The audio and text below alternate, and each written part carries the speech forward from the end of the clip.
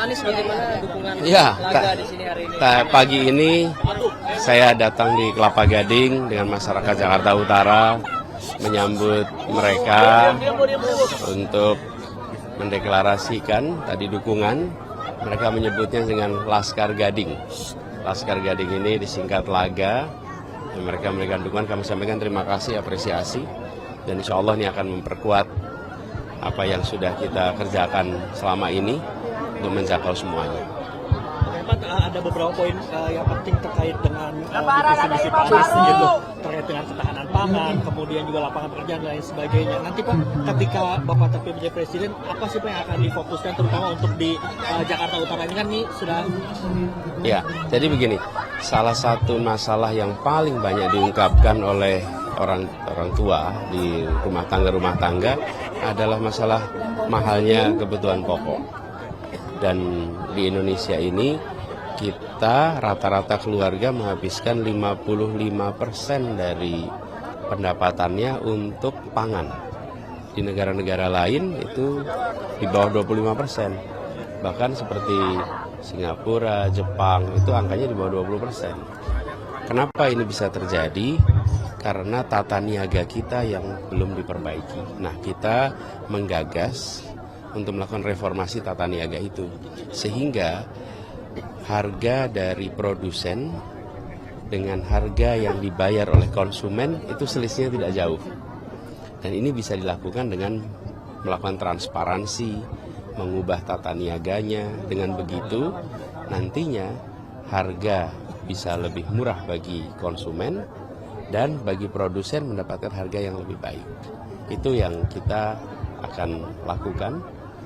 Perbaikan di sisi ini itu sudah sangat mendesak. Kenapa saya sebut mendesak?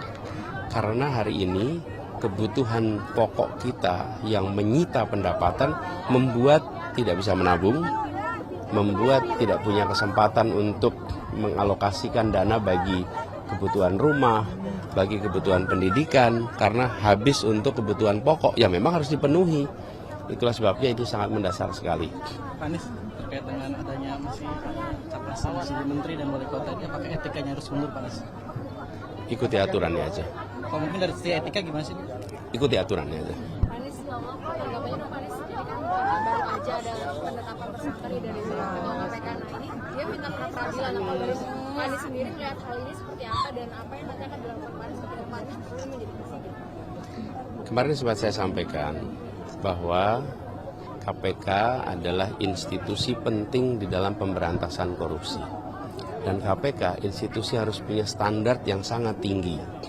Karena itu di masa yang akan datang kami ingin agar para komisioner KPK yang terpilih menandatangani komitmen untuk menjunjung tinggi kode etik KPK. Karena pimpinan KPK dan seluruh orang berada di dalam jajaran KPK bukan hanya mengikuti aturan hukum, tapi mentaati kode etik. Dan bila kode etik itu dilanggar, maka mereka harus mengundurkan diri. Jadi statement itu harus ditandatangani sebelumnya.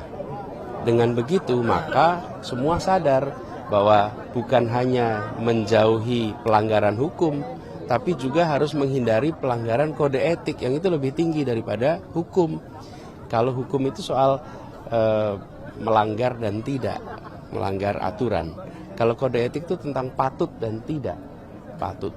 Dan di KPK yang dibutuhkan justru menjunjung tinggi kepatutan. Karena ini badan yang akan membersihkan praktek korupsi. Dia standarnya harus lebih tinggi, gitu ya. Makasih.